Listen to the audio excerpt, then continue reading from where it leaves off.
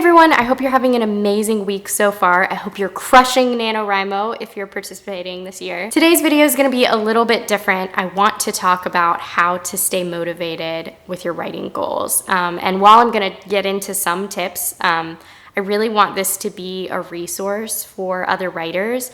So I'm going to need your help for this video.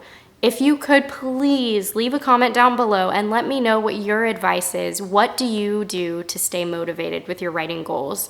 I think it'll be far more helpful because I am an editor. I'm not an aspiring author at this point in my life. So I don't really, at the end of the day, my advice is not going to be as valuable as other writers. I really want this to be a video where people can scour the comments for inspiration, that it would just be a resource for people. So I'm really relying on your participation here. What works for you as a writer? How do you stay motivated? As an editor, I can provide tips on storytelling techniques, how to generally make your manuscripts better.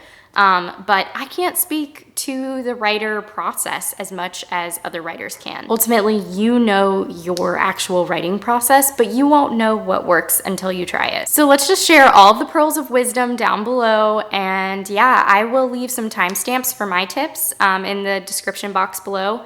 So let's just get into it. Tip number one is to write down a few questions, maybe like 3 to 5 questions that you can return to about your manuscript whenever your motivation is waning. So the idea here is almost like words of affirmation or a mantra, something that you can come back to remember why you're writing this story in the first place. This is meant to inspire you and keep your manuscript on track. When you first got your idea for the book or for the genre or whatever it was that got you into the game in the first place, return to your source of love for writing. Maybe you want to write an own voices book or a book to address representation that is missing in media. In that case, you might ask yourself, who am I writing this book for? Something to just remind you that your novel is important, that you need to get your novel out there, that there are specific people who want to read it, whether you're writing it for yourself or your 15-year-old self or your neighbor across the street or your mom. Just kind of to remember why you're writing this book and who you're writing this book for. There's something about sharpening our intended audience that kind of puts the whole thing into perspective. So that's just one example of one question that you could ask yourself when your motivation is just kind of draining. My second tip is really simple, but I find that it's super important in my own editing schedule, and that is make your space, your workspace, appealing to you in some way, especially if you're sticking to a schedule every single day. Y'all are about to see how extra I actually am, but for me, the one thing that pulls me to my desk on a cold morning is a little tiny heater under my desk, and it's actually an automatic heater, so it starts before I sit at my desk. So when I sit at my desk with my cup of coffee, I know that my workspace is already gonna be warm and cozy. And I don't know, it's a small detail, but it is enough for me to want to get to my desk in the morning. It kind of draws me to my workspace. I enjoy it. I enjoy sitting there. What can you do to make your actual workspace enjoyable? I don't know, maybe it's tidying up your workspace in the evenings so that when you wake up, it's just fresh and ready to go. Or maybe it's having a bowl of Halloween candy beside you to motivate you. I don't know, it seems like a really small detail, but honestly, it's one of the most important ones for me personally with editing. I think with some of these tips, it's important to remember that it doesn't have to be groundbreaking. It just has to string you along word by word, page by page, hour by hour, however you work. And my third and final tip is to make your breaks count when you're not sitting at your computer staring at a screen or sitting with your notebook writing all day and your hands cramping up.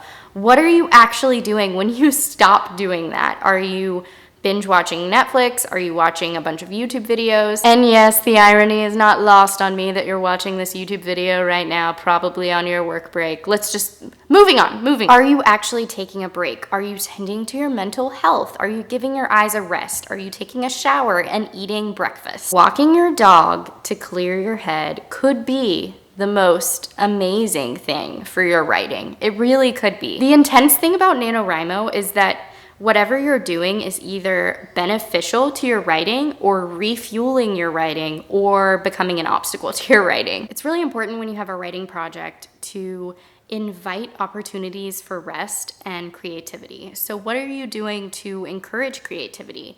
Maybe you have a 9-to-5 job and you don't have any time to write in the mornings. What are you doing during the day to prepare yourself for writing mode? Are you able to take a 15-minute break to think about your characters, to jot down a few notes, or maybe while you're driving for your morning commute, you can kind of go through your outline in your head if you're a plotter. Sometimes talking to people about your writing project, which I know not everyone is down for, and I totally get it, but it could be really valuable to talk to a family member or a partner or sometimes a coworker or somebody who's a little bit more removed. Just kind of talk through your ideas or your characters, and I think that doing that kind of jogs our memories and makes it easier when we do actually sit down to write. Taking breaks is just really important. I mean, you may feel like in NaNoWriMo that you don't have time to work out or do yoga or make a salad for dinner, but that really is fuel for your creativity, for your best self to put down the best work that you can put down on the page. It's all about resting efficiently, which is really tricky to do. So if you have any advice, leave a comment down below, particularly on that subject of resting efficiently. So those are my top 3 tips for how to stay motivated with your writing goals. It just got really dark, so I think I'm gonna wrap this up. Again, please leave a comment down below with your tips, your words of wisdom, or maybe things that you tried and just it didn't work. Don't forget to subscribe and like, and I will hopefully see you tomorrow. Bye.